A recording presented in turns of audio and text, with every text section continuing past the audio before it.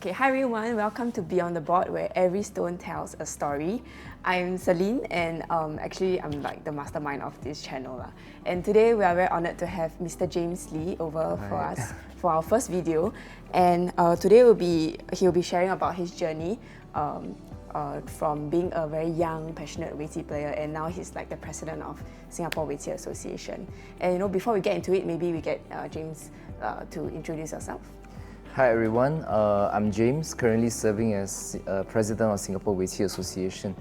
I've been playing Weiqi for more than 26 years, still a big fan and still loving it. Yeah.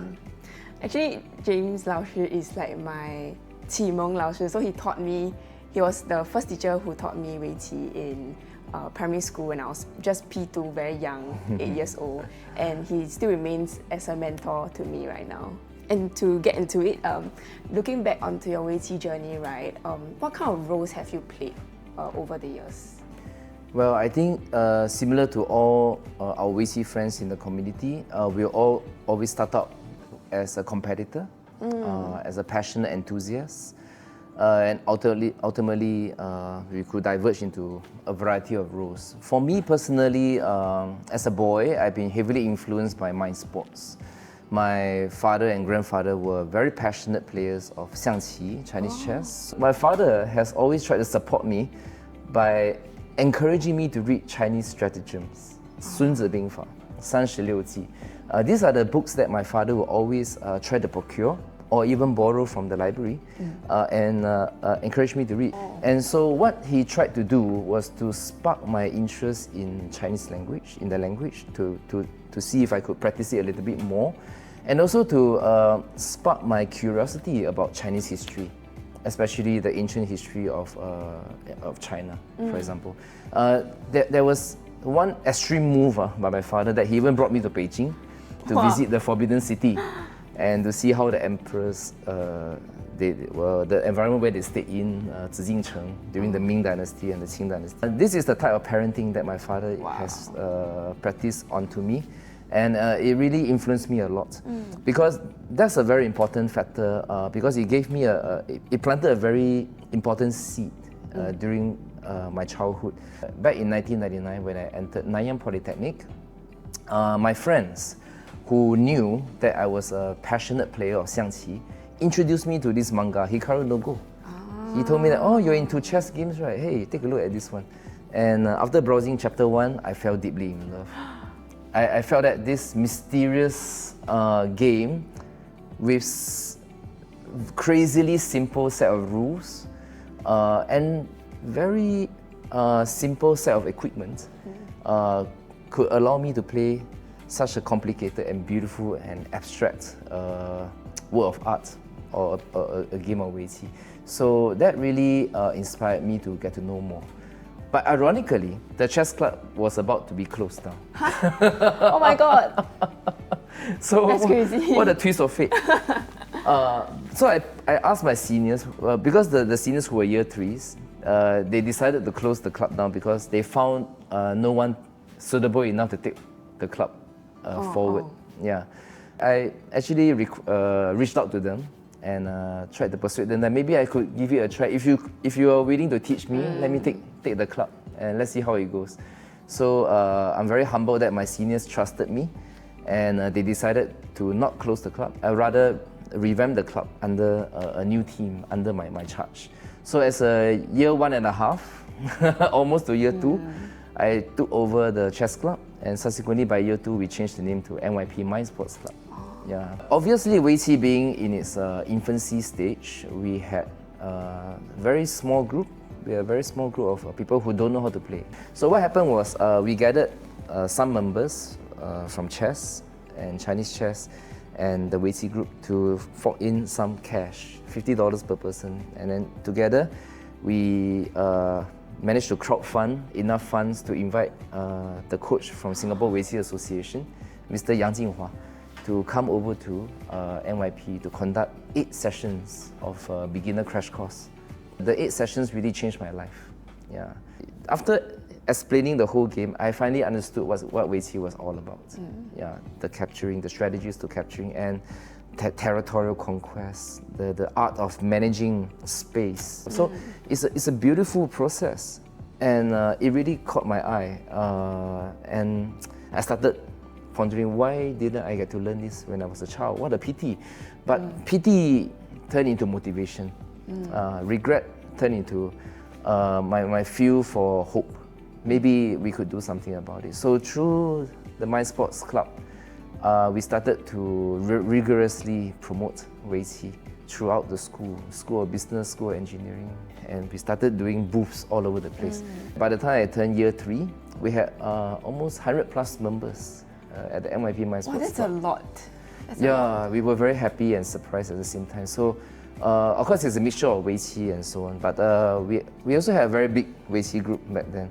NYP Mind Sport was a turning point in my formative years as a youth, and it really influenced how I viewed Mind Sport as not just for fun, but a serious process to gather people together for bonding, for development, for discussions, for conversations. So it opened up my eyes to a whole new world of community building through Mind Sports. Eventually, Yang Lao Shi encouraged me to visit the Singapore Weiqi Association, especially at Bugis, to play with all the uncles there who are especially strong. Mostly are Dan players. Yeah. So since year 2 to year 3, I would spend most of my weekends to practice with some uncles who are very generous enough to train me and play with me with 9 stones handicap. Through my regular visits to Singapore Weiqi Association, I also had the chance to sometimes check out what Yang Lao Shi is doing, what Mr. Kang is doing, and kind of toting. When I entered national service, I shared with Mr. Yang that I was quite curious about conducting classes. Yeah. And so Mr. Yang would invite me to drop by every weekend to be his assistant trainer. So I was very fortunate to have the opportunity to sit literally in the classroom and to witness firsthand how a top-class trainer like Mr. Yang conduct his session and do his stuff. He has played a pivotal role in nurturing me to the next phase in my Weiqi journey, which is to aspire to be a trainer myself. Yeah. He encouraged me actually to try conducting classes for children. Even though I'm not as experienced, he gave me the resources, he gave me the magnetic set, the big magnetic board and the old school magnetic stones. And he asked me, he would invite me from time to time to go to schools, to primary schools, to conduct crash course sessions for children. And it was a tall task for me back then because I wasn't very good with children, to be exact. Yeah, so I was very nervous. To be honest, I don't think I'd done a good job. Must be very daunting. It was crash and burn.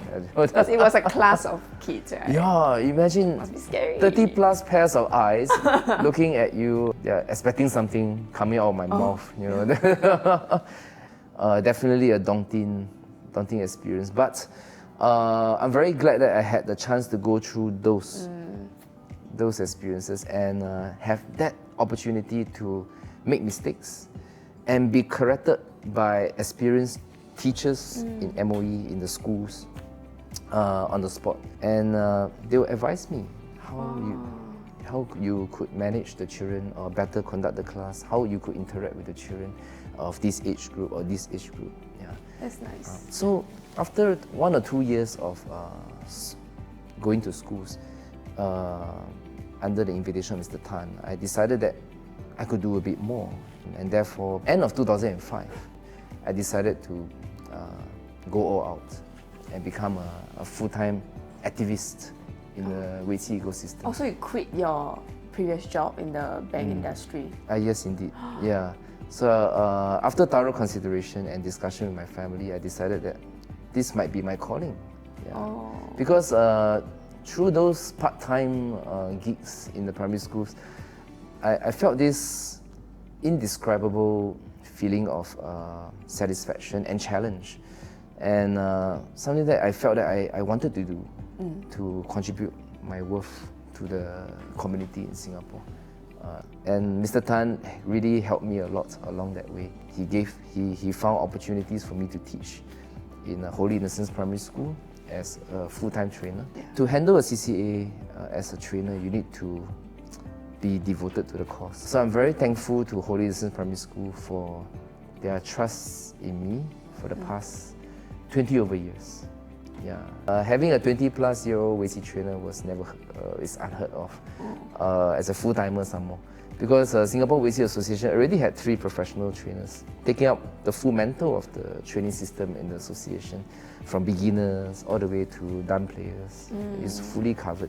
But I found my role in conducting classes in English. So that's your selling point. Yes, because that's my only. I was only like 1 or 2 done, 20 plus years old, not so experienced. So I had to start from somewhere. I proposed to Mr. Tan that maybe we could try doing classes in English and maybe get some younger folks involved. And he's very supportive. So he recommended me to go to Ciyuan Community Club, which also happened to have a keen interest in developing a mind sports hub. And I pushed Weiqi in, and I went in as a trainer, and they provided a classroom for me to put my Weiqi sets, to do my presentations, and things started kicking off from there. So it was a kind of a achievement in that sense, because during those days, conducting Weiqi in English was absurd. Yeah, uncommon. Because it's a Chinese game. To right? many of my comrades in the Weiqi community back then, it was absurd, 荒唐。你为什么要教围棋 in English？ 为什么你要用英语来讲围棋啊？那你的什么手筋啊？你怎么形容啊？ Yeah, right. But obviously, if you want to do something, you need to find the means to the end, to an end. Yes. So obviously, I had to consult with friends from in the Western world. I had to ask my Weiqi friends in America. I had to consult my friends in Europe, in Japan, in Korea. And I also had a lot of interactions with friends who are non-Weiqi players, but very successful coaches in the fields of basketball, life-saving. They teach life-saving, swimming coaches, tennis, badminton. Many of my friends who also became coaches themselves also shared their experiences with me. And I'm very, very thankful for them, to them for that. And because of the cumulative of all these interactions, it allowed me to have a better idea of how I should implement my sessions to make it more engaging through the use of multimedia, to make Weiqi fun to the younger audiences. And Ciyuan, after 2 years in Ciyuan, we've accumulated quite a strong following of Weiqi enthusiasts. And together, we're not just students and teachers, we organize events together. Wow. Yeah, and that brought me to my next phase in my Weiqi journey as a Weiqi enthusiast or a Weiqi activist. So together as a group, we started recruiting fellow Weiqi enthusiasts from all over the island, in schools, in junior colleges, in polytechnics, ITEs, and the universities. And we formed this group called the Youth Connection. So we started volunteering in Singapore Weiqi Association. Whenever they're doing Showtime Cup or Wompo Cup, for example, we had more Youth Connection members actively involved in planning, carrying the tables, placing the Weiqi boards, being the arbiters, and so on. So the youth community started to be more engaged through that process. And I think the pinnacle of the Youth Connection was back in 2010, when we held the first Singapore Mind Sports Festival at the Bugis Plus. We had booths where people can play mind sports, learn how to play Weiqi. We had exhibition panels explaining the history of Weiqi, showcase of Hikaru no Go. We had cosplay of Sai, even Fujiwara. Oh my god, cosplay! Fujiwara no Sai. We even got the costume for Sai. And we have a very nice platform with some tatami, and we placed a nice goban there, and we had people to kneel down there to play exhibition games as well. It was unfortunate that we couldn't continue with the festival because of a variety of reasons, but it gave us a good start and allowed us to believe and to realize that we can actually work together and create a lot of value and wonderful experiences for the community in general, instead of just developing on our own. Yeah. And it also laid a very strong foundation for the mind sport community to bond and to seek better recognition. And finally, recently, I think we have, I think by this year, January, we've been recognized as a sport. Yeah. Ah, yes, Yeah, by the passing of the bill in Parliament. So we had our humble beginnings, but we have come quite a distance since then. Yes. Yeah. So as a Weiqi activist, Weiqi enthusiast to Weiqi activist, I think this was part of what we love to do and the mission to spread the joy so that people can also experience the joy when we have done all this. And when more people come in and have fun, it'll become a virtuous cycle. Oh, Yeah. yes. Then we have more Yes. activists, Yeah. more competitors who are willing to challenge yourselves. And for the fun players, they can spread the joy to more people.